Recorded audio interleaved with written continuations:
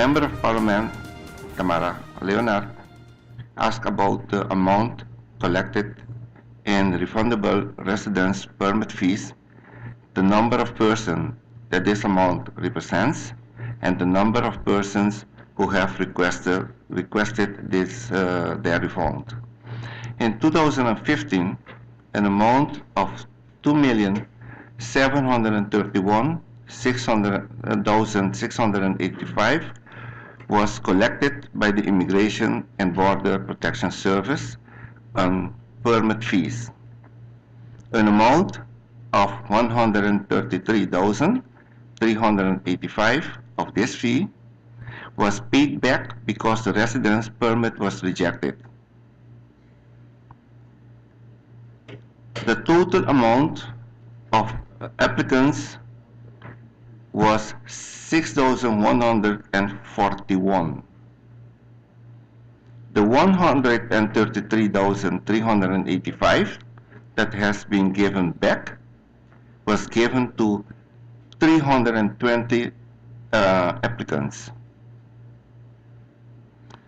Madam Chair Lady, the Member of Parliament, Leona Marlin, asked, were the ministries able to accomplish any goals that were budgeted for in 2015?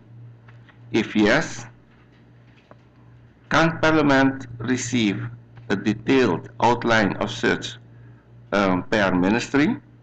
So, in essence, there are the ministry's plans that was accomplished, and this was the cost. This is needed to make a better comparison on what is being budgeted for 2016. The priorities in 2015 that were carried out are updating law and regulations, introduction day costs at the Department of Justice and Major Services, SOB investigation absenteeism, SOAB research management information, immigration border patrol, automation, housing, completion phase 1 inter Harvey Bay, refurnishing, completion phase 2 kitchen Harvey Bay, completion phase 3 offices Harvey Bay, completion rebuilding Landsrecherche, finishing fence Miss Lally Center. The next question, Madam Chair Lady, is can you please provide me with a policy priority list for 2016?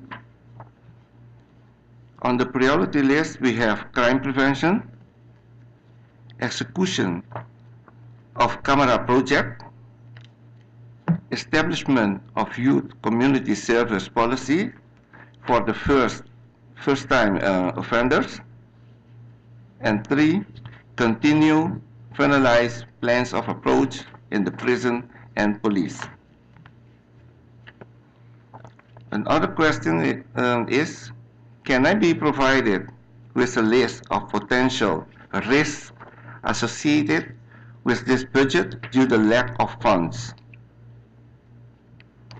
Even though the Justice Ministry received increases, it will still be challenging to acquire all necessary software and hardware, vehicles, personnel, and training across the ministry.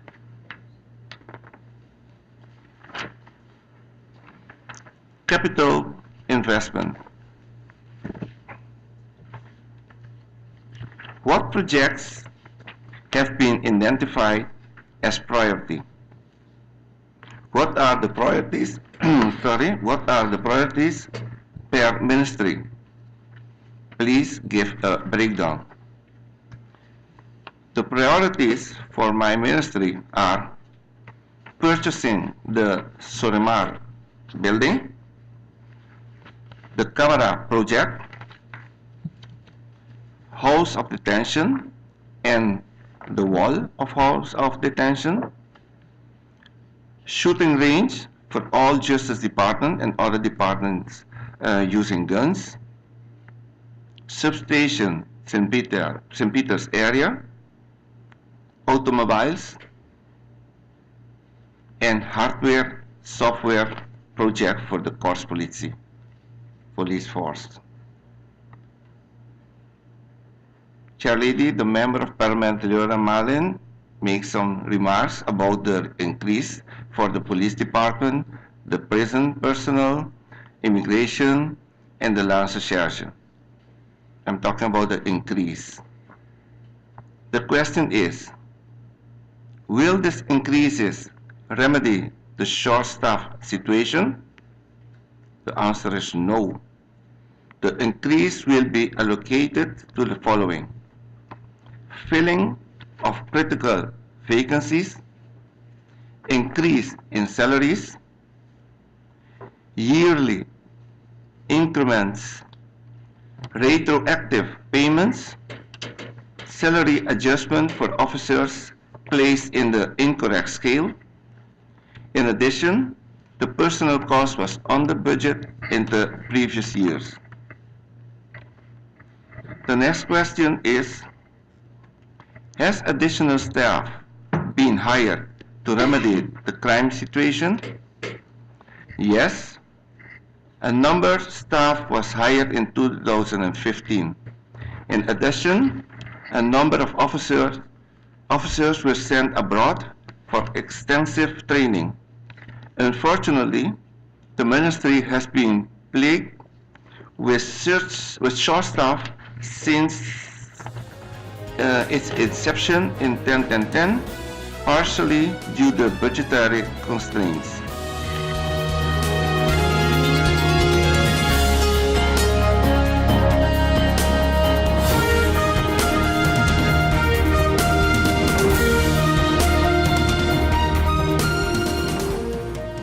Bob, I see you got a new couch. Now you don't have anything else to worry about. Uh-oh, but don't worry about it. With your Be Sure home insurance, the contents of your home are all covered for free. Are you be sure? Be sure. Yeah, for free. Bob, I can understand why you're parking so carefully. Of course, when you can get 80% discount on your Be Sure car insurance. But that's overdoing it, Bob. Are you be sure? Be sure. Yeah. Here we go. This is freedom, this is life. Happiness is all I'm seeking. Carpe diem, I'm seizing every day, not just the weekend. Here's to all the good times that have come to last. Here's to living in the now. When you can afford what you crave, life just gets so So good. alive and I'm feeling good, so good, so good, so good.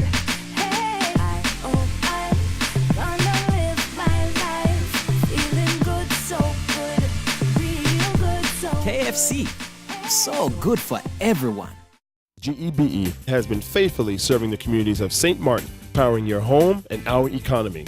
Come rain or shine, our qualified team of professionals are working hard 24 hours a day to provide you and your family with safe, reliable electricity and water. We use the latest technologies and test our products daily to maintain the highest international standards.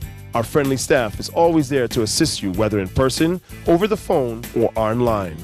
We are committed to constantly improving our products and services, making them more efficient, effective, and environmentally friendly to serve you better today and our next generation of clients tomorrow. GEBE, powering a brighter future. Our friend Megawati is here with tips to save you energy. 1. Turn your airco temperature up. 2. Use a ceiling fan instead. 3. Buy energy saving products. Save some green with NVGEBE. Life is a journey full of connections. You're in safe hands even when life starts too soon. You don't have to miss a single beat. When a bad hair day makes you sad, just sharing can bring you joy and more to come. They take the plunge, turn fear into faith, while you capture those beautiful moments. In the game of life, it's family that counts. They'll be there even when you lose. We all have our moments of reflection and hope. And when you feel you're losing everything in life, we're there because there's more to come. When life starts too soon, you don't have to miss a single beat. We're here to connect you and share life. Telcel, when you want. Need a loan that's quick and easy. Island Finance. Up to 50,000 guineas real easy. Island Finance. For education, a renovation. That's no problem. Yes, it's true. That's not all. They're quick and friendly too. Island Finance. Appliances, vacations, even fix your car. You can depend on Island Finance.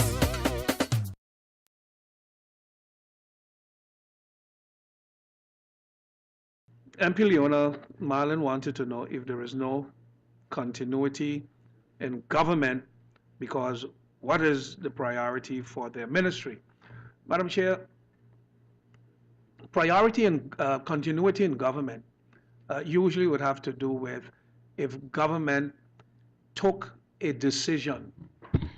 Point of order, Madam Chair. Well, Madam Chair, the original question had nothing to do with continuity in government.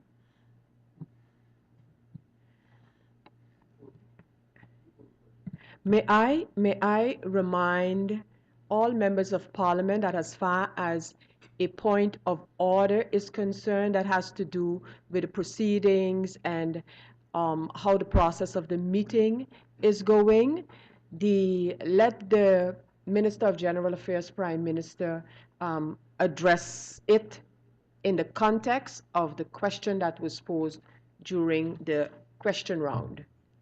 So, Prime Madam Minister, Chair, you may continue. I have no problem in dealing with the issue because I don't want the impression to be created that this government is throwing everything overboard and there is no continuity. We meet sometimes as continuity. One would meet the appointment of a new civil servant. It is something that was a work in progress. It is there. The advertisement was placed. Persons were interviewed. They were screened. And oftentimes, persons were told, yes, you have been found fit for that position. You will be hired. Before that process is completed, government changes. The new government continues with it. Some time ago, there was a change in government. The new government made a causeway that was under construction. That was continued. Government would meet the construction of 4 classrooms at the St. Martin Vocational School. That project will continue. So there's a number of things that are continuing. But the fact that a previous government wanted, for instance, to buy 6 SUVs for a certain price does not mean that it is a priority for this government. The fact that the former government had no intention to, let's say, place solar panels on schools, but this government wants to do so, that becomes a priority for the government. It has nothing to do with what the SG wants, what the department heads wants. It's a political decision that is taken by the minister and the government. And so I can outline a number of issues. What did I say? I said, and I repeat, the government is still finalizing its action program. When that action program is finalized in the next week or two, then the government will match the intentions of the action program with the budget that is available. Madam Chair, I can tell you, I visited the census office, and I was shocked when I saw the condition of archives. Madam Chair, we have archives of the census office that are stored in a hot room without any ventilation and without any airco. And this isn't something that started last week. This is something that was going on for a while. There are no provisions, as far as I know, were made in the budget to put air conditioning in the room. Madam Chair, it is my intention, based on what I have seen, to turn it into a priority to ensure that the archives at the census office are properly protected in the meantime until we find a permanent solution for better archiving. Now, the fact that it was not on the priority list of the former government, or it was not listed high on the priority list of the SG or a department head, and it was not in the budget, does that mean then that the new government or the new minister cannot turn it into a priority? Madam Chair, if there was a priority, as I said before, to purchase cars or to purchase equipment or to paint a building or to do whatever, continuity does not mean whatever was there before, you are obliged to carry out. And that is why I said we have not yet, at least not this minister, completed the discussion and the dialogue with the different departments that resort under the responsibility of this minister.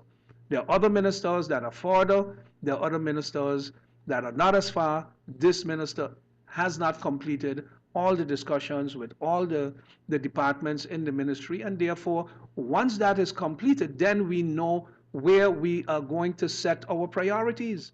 I cannot, as the minister, decide, because the former minister decided he's going to do X, Y, or Z, that now my hands are tied and I can't change them. Secondly, if the projected budget had more funds in it and a decision is taken to slash the projected budget in order to comply with the instructions, if we suck 5, 6, or 7 million out of the ministry, we then need to adjust the plans as they were projected by those who were making the budget at the time, which was the previous government in discussion with the different ministries and the departments.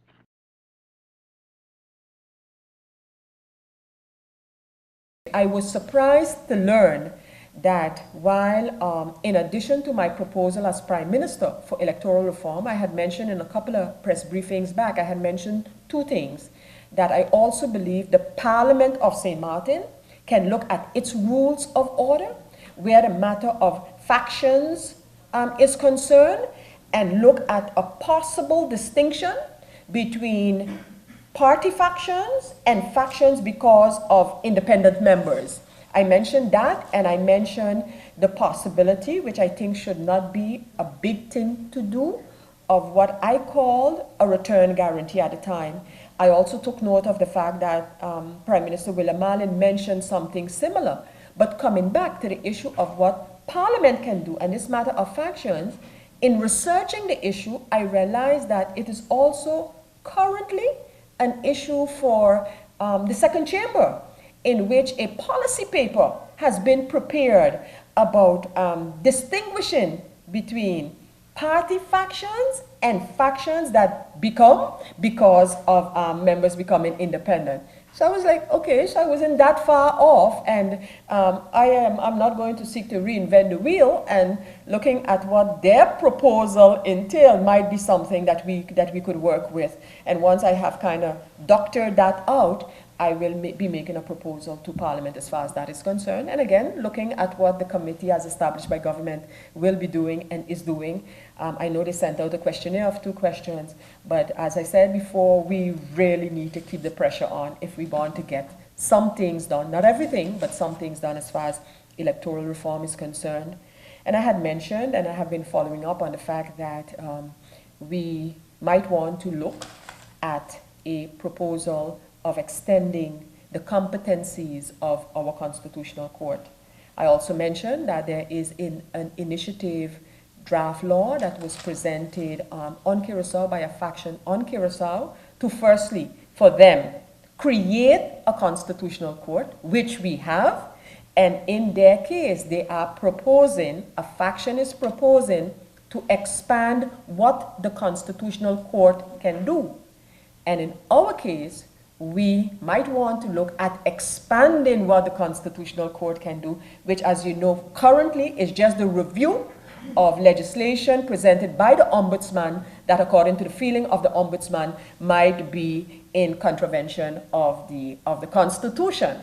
For example, in the draft, it is mentioned that the proposal is that you can also put to the Constitutional Court disputes between the governor and the government, the governor and the parliament and the government, and even between ministers. So I am looking at in how far we would like to take a similar approach. I discussed it with the chairperson of our Constitutional Court, Judge Bob Witt, and he indicated that it is something worth looking at because it has been discussed in the past that to amplify their area, to amplify their work, their scope. So that is also something that I am considering and have asked for a draft to be made for discussion purposes, looking at the draft that has been made by the faction of Pais in Curacao, to be exact.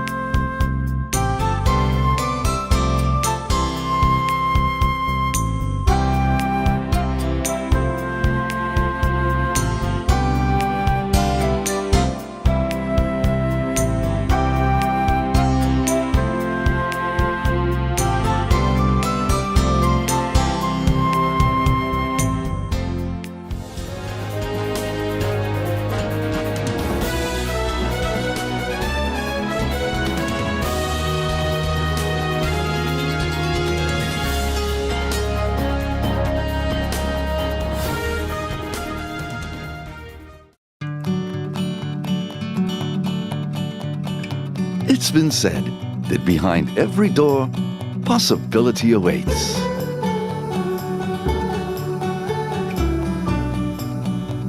How much possibility depends on which door you open first. Every day, we help our customers discover the possibilities in their lives. It all starts with a conversation. Scotiabank. Discover what's possible.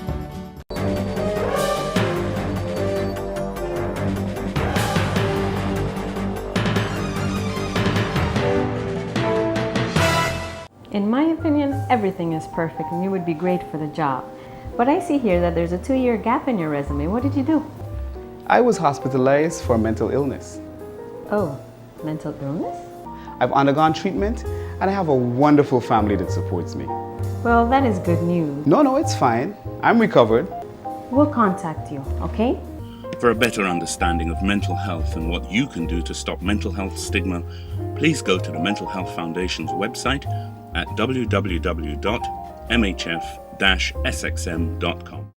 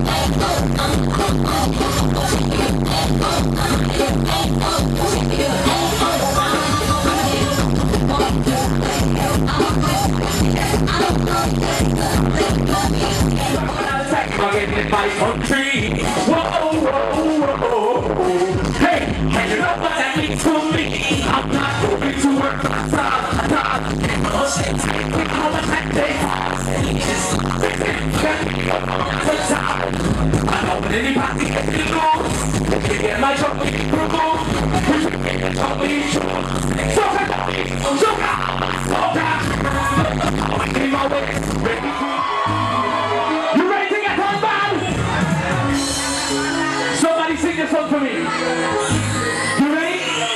Listen, sing. I can't hear you. Say it.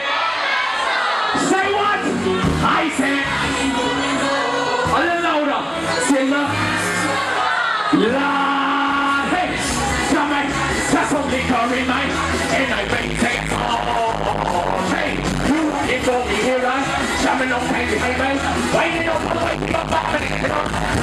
What we doing? I don't think that they're ready for this one. I don't think that they're ready for this one. I don't think that they're ready for this one. It's for the one where you bring in the shot. It's for the one where you bring in the shot. It's for the one where you bring in the shot. We get it up. What we doing? We get it up. We get it up. Front side, we get it up. Oh, Joe, like the secret to receive. Wait to walk down about truth. Thank you, Joe, for better belief. You can get me with it, that's the fact that I'm with me. What we doing? It's a big time of the year, I got my eyes on you. Oh, I don't think I'll be on you. I got my eyes on you. I don't think I'll be on you. Got my shoes, I got my, got some liquor in my. Where we going? You looking for me? Right here, friend side. Everybody! I don't think I'm ready for the